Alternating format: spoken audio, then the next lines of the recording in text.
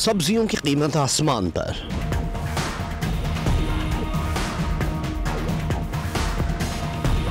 दालें खरीदना अब आसान नहीं।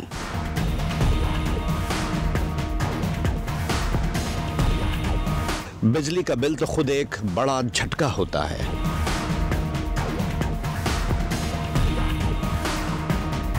पेट्रोल भरवाने का ख्याल आते ही दिल की धड़कन तेज हो जाती है।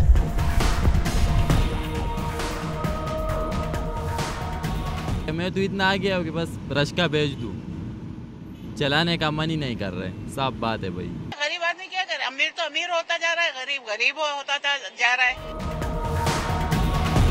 और गोश्त की कीमत सुनते ही तो लगता है जैसे क़ुव्वत समात आर्जी तौर पर बंद है।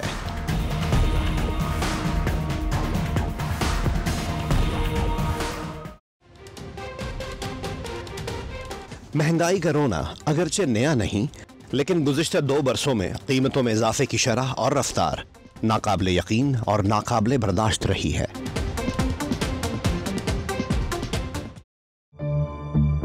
महंगाई की ये लहर पाकिस्तान तक महदूद नहीं। दुनिया के कई ममालिक इस वक्त मिलती जुलती सूरत हाल का शिकार हैं। पाकिस्तान में मामला ज्यादा तशवीशनाक इसलिए है कि यहाँ रोजगार और उम्मीद समेत इंसानी आसूदगी का हर आसरा सियासी खलफशार की भेंट चढ़कर शराब की तरह ओझल होता जा रहा है।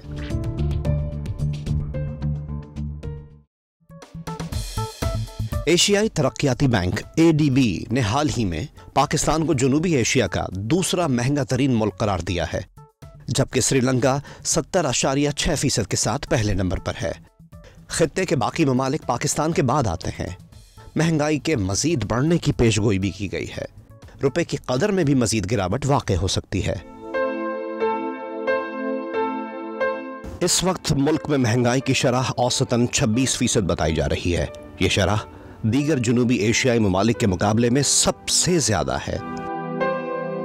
मुल्क भर में हालिया सैलाब से होने वाली तबाही इस मुआशी बहरान का बुनियादी सबब करार दी जा रही है, जबकि साल 2019 से अब तक कोरोना वायरस के फैलाव के बायस सप्लाई के आलमी निज़ाम में बतदरीज बढ़ते रहने वाला खलल भी इस अबतरी में अपना किरदार अदा करता रहा है। जो भी हुकूमत आती है वो अपना रोना रोती है, पिछली हुकूमत को बोलती है कि उसने महंगाई की और मैं महंगाई नहीं करूंगा। इनकम बंदे की कम है और इतनी महंगाई है कि सरवाइव करना बंदे के लिए बहुत ज़्यादा मुश्किल हो गया है। दूसरी तरफ आलमी सतह पर कोरोना के सबब तवील लॉकडाउन के बाद तेल और गैस की तलब तेजी से बढ़ गई, लेकिन तवानाई पैदा करने वाले चंद बड़े ममालिक अपनी पैदावार की रफ्तार तलब के मुताबिक तेज नहीं कर सके, लिहाजा इसका बराह रास्त असर तवानाई की कीमतों पर पड़ रहा है। तेल महंगा कर रहे हैं, तेल महंगा करी जा रहे हैं, तो हम गरीब आप क्या करेंगे? मोटरसाइकिल आगे लगा दें। मुश्किल हो गई है। अभी महीना आएगा, घर का किराया दे, बिजली का बिल भरे, एक स्कूटर का आसरा तो वो भी कल इंशाल्लाह साइकिल ले लूंगा भाई। गंदम की आलमी पैदावार में कमी भी महंगाई की वजूहात में शामिल है। इस अरसे में शुमाली अमरीका और रूस में पैदावारी मामलात इंतहाई मायूस कुन रहे हैं। यूं आलमी मंडी में गंदम की कीमत गुज़िश्ता 10 बरसों में बुलंद तरीन सतह पर है। हमारे घर से माल महंगा आता है, हम उनको बोलते हैं भाई माल महंगा है, मजबूर है, क्या करें। कारोबार का ये हाल है कि लोग सुबह से आपके सामने बैठे हुए खेल लें। कंज्यूमर प्राइस इंडेक्स महंगाई जांचने का पैमाना समझा जाता है। इस इंडेक्स के तहत उमूमी तौर पर इस्तेमाल में आने वाली अशिया और खिदमात का सेट तैयार किया जाता है।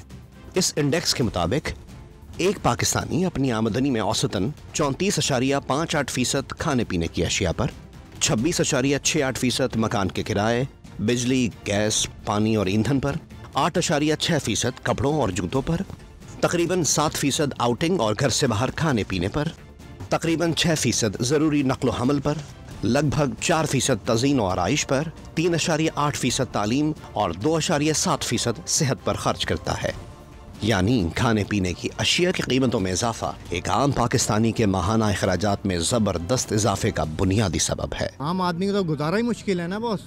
जब महंगाई इतनी पहुंच गई है, वो किस तरीके से 20,000 वाली तनख्वाह वाला बंदा कैसे सरवाइव करेगा। IMF के पास भी जा रहे हैं कर्जा मांगने। पिछली हुकूमत में भी कर्जा मांगा गया, लेकिन उन्होंने कुछ रिलीफ नहीं दिया। तो क्या आवाम क्या सिर्फ पाकिस्तान का कर्जा ही उतारने के लिए रह गई है? शहरों में बसने वाला मुतवस्सित तबका इन हालात का बदतरीन हद तक शिकार हुआ है। अशियाए खुर्दनी के अलावा मकान के किरायों में अचानक बड़ा इजाफा शहरों में बसने वालों के लिए किसी क़यामत से कम नहीं। ये शहरी अपने बच्चों को निस्बतन सस्ते स्कूल्स में मुंतकिल करने पर मजबूर हैं।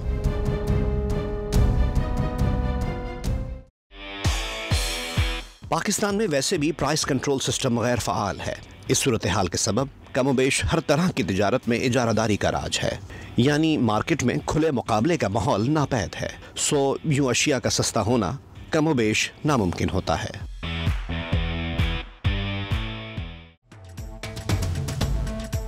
मुकामी सतह पर सनदी पैदावार में मुस्तकिल और मरबूत बढ़ावा महंगाई और कीमतों में आए दिन गैर मुतवक्के उतार चढ़ाव का वाहिद और मुस्तकिल हल है। सनतकारी की हौसला अफजाई, मुकामी सतह पर खुले मुकाबले और प्राइस कंट्रोल सिस्टम के फ़ाल होने में कलीदी किरदार अदा कर सकती है। सनती तरक्की सबसे बढ़कर अदायगी का तवाज़ुन बरकरार रखकर मुल्क की मईशत मुस्तहकम बना सकती है। कोई भी इसका सेक्टर है, चाहे वो स्पिनिंग सेक्टर है, प्रोसेसिंग एंड प्रिंटिंग है, पावर लूम्स का है, जो ये सारे के सारे तबाह बर्बाद हो चुके हैं। बदकिस्मती ये कि इक़्तिदार में आने वाली हर हुकूमत पैदावारी इक़दामात करने से गुरेजा रहती है, शायद इसलिए कि सनतकारी पर मनसूबाबंदी के लिए ईमानदार, काबिल और मुस्तकिल मिजाज अफराद दरकार होते हैं। मुल्क में 5 साल या इससे कम अरसे के लिए आने वाले हुक्मरान शायद ऐसे दूररस मंसूबों पर वक्त लगाकर अपना और अपने खानदानों का माली नुकसान नहीं करना चाहते।